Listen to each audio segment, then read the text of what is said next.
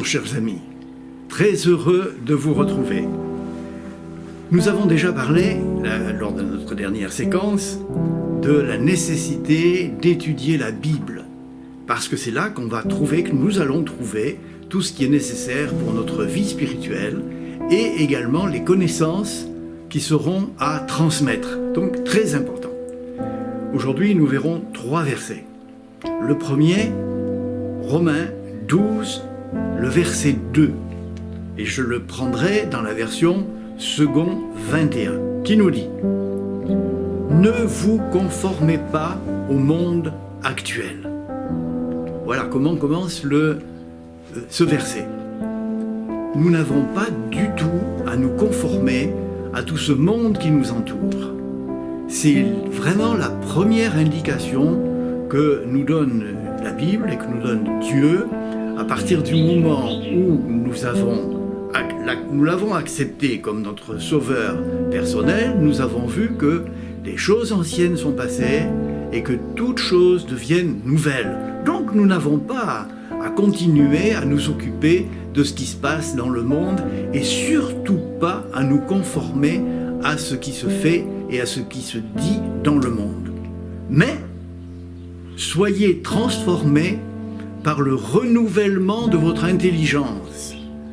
Oui, Dieu va nous renouveler, il va nous remodeler, il va nous donner ce dont nous avons besoin afin que nous comprenions parfaitement ce qui est nécessaire pour vivre et aller de l'avant avec lui. Donc, le renouvellement de notre intelligence va se produire. Et le verset continue, afin de discerner, c'est un mot très important, afin de discerner quelle est la volonté de Dieu.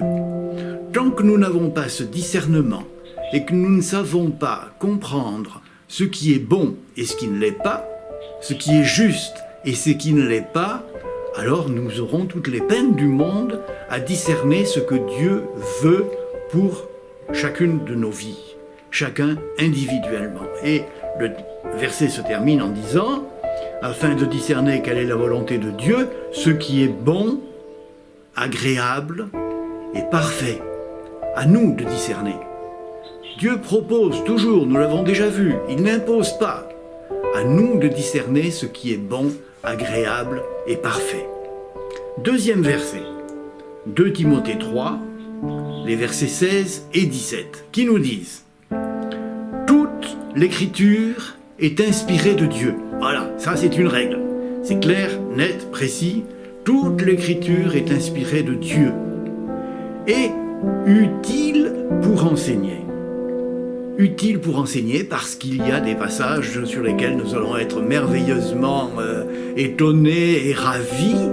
Et puis, il y a d'autres moments où l'enseignement nous pressera un peu, mais nous en avons besoin. C'est absolument indispensable.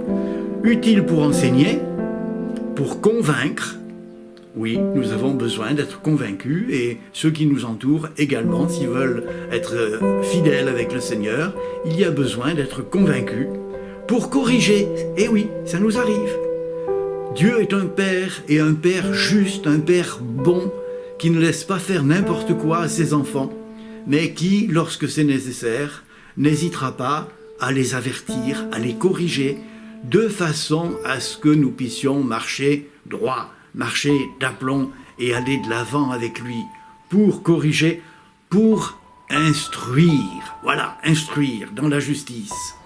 Instruire dans la justice, c'est absolument indispensable afin que l'homme de Dieu soit formé et équipé pour toute bonne œuvre. Voilà, le but de la parole de Dieu, c'est de nous former, de nous instruire afin que vraiment nous soyons formés, équipés. C'est clair, me semble-t-il.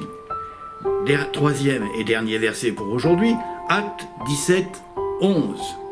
Les Juifs de Béret avaient des sentiments plus nobles que ceux de Thessalonique, qui avaient refusé. Et les chrétiens de Béret, qu'est-ce qu'ils font?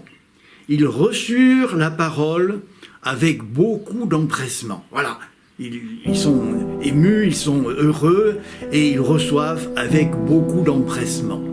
Est-ce que ça s'arrête là? est-ce qu'ils s'arrêtent eux-mêmes là? Non, ça continue. Et ils examinaient chaque jour les Écritures pour voir si ce qu'on leur disait était exact. Voilà la bonne position. Être intéressé, être accroché, être partant pour apprendre, c'est indispensable. Mais ensuite, il faut vérifier que ce qui est enseigné est juste. Et c'est à ce moment-là que vraiment nous pouvons faire des progrès. Vous voulez vérifier ce que je vous ai dit? Prenez la Bible, prenez les versets et vous verrez que je ne vous ai pas raconté d'histoire. À très bientôt, soyez bénis. Au revoir.